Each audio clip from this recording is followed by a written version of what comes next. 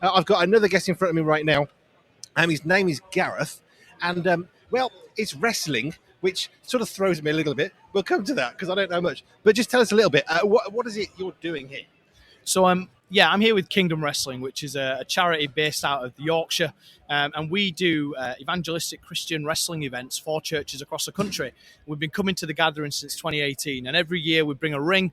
We have that outside. We do some training sessions, let the lads get in between the ropes and feel what it's like to get body slammed and take a clothesline, and just get some of that frustration out of their system, and then learn some of the tricks of the trade and have a newfound respect for the art that is pro wrestling.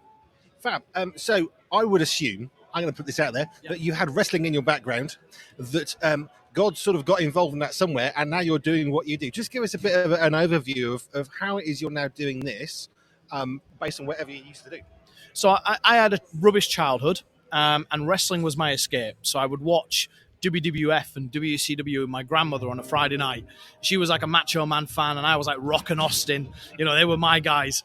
And me and my grand, we bonded over wrestling. And then when I was homeless at 15, went through some debt and ended up in a hostel, slept in a skip, got my life back on track. I was invited to church, became a Christian, and felt totally moved in the worship, felt God's love in the worship. And then I found a wrestling school not long after. And then I started training how to be a wrestler while also learning how to be a follower of Christ. And both of those things evolved alongside each other. And what then became a release then became a passion.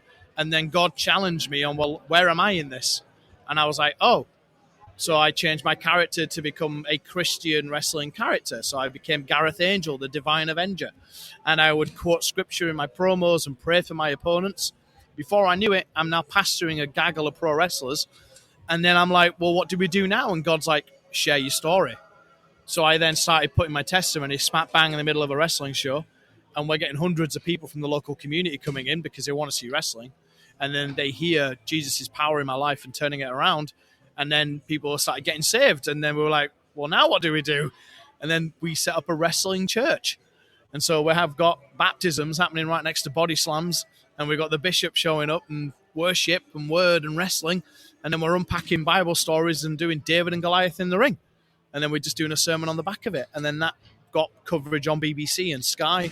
And then we're like, all these people started coming to us and going, we want to learn, we want to do it. Can you come to our church? Can you come to our men's breakfast? We're getting invited into schools, doing like inspirational talks. And it's just all kicking off. And so Kingdom Wrestling became a charity this past December. And we're now touring the country. We've got multiple sites set up. We're doing amazing stuff. And God is at work. We baptized 30 people last year. And that's incredible. And these guys are coming to events like this, and they're meeting Jesus and meeting other Christians, and they're now walking. We're being discipled. We're doing Bible study together. And it's just amazing, man. God is so good. I want to come back to the Gran because when I was involved in children's ministry, older folk would come along and say, look, I'm a grandparent. I don't know. Well, my children aren't interested in church or Christianity. I've got grandchildren who I get to have some influence in. What can I possibly do? And I would always say the same, look, if you're the grandparent, pray for your grandchildren.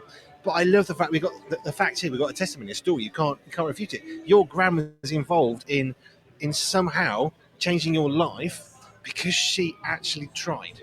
I mean, I know my nan prayed for me. You know, I know she did. I heard her praying for me.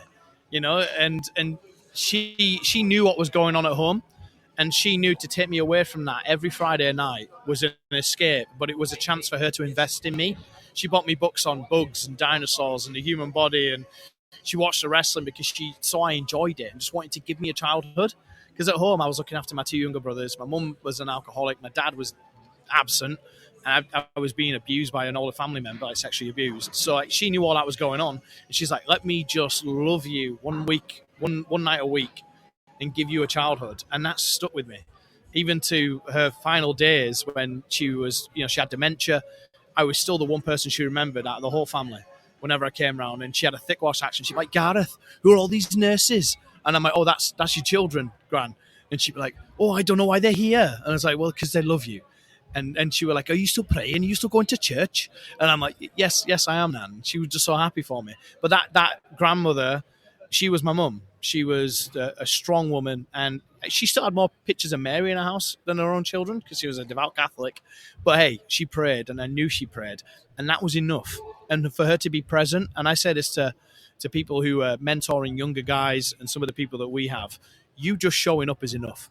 You just being present and having your life on the line for them and saying, hey, I'm here for you. My door is open. My phone is on.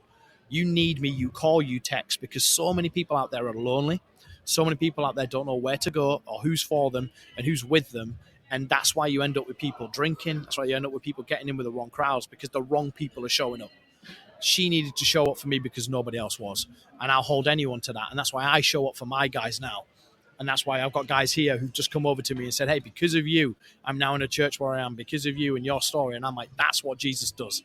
That's why we share our stories, and that's why we show up, so Jesus can be there. And our stories, they matter. I had this conversation a few times with people recently, and the one thing about a testimony, about our story, people may be able to question it, they may criticize it, they may judge it, but here's the reality about our testimony: they can't say it's not true. No. Because in reality, that is our story. And that's why it's so powerful and so important that as believers in Jesus Christ, we don't just have a story, but we're actually willing to share it with others as well. So thank you for sharing part of yours. Yeah. I could sit and chat to all the people I've spoken to for hours, but I'm trying to get as many people in front of a microphone today. So thank you so much. How do people find out more about you? Yeah, so if they go to kingdomwrestling.org, that's our website. We're on all the social media platforms. Just search at Kingdom Wrestling UK. You'll find us. All of our details are on there. So maybe how you can support us, or you can book us, or you can find out what we're doing. It's all on there.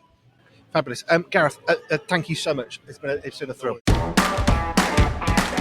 Did you know Pure 24/7 Radio has a shop? Well, we do. You can buy merchandise while supporting the work that we do here. Simply head over to www.pure247radio.org/shop. That's www.pure247radio.org/shop.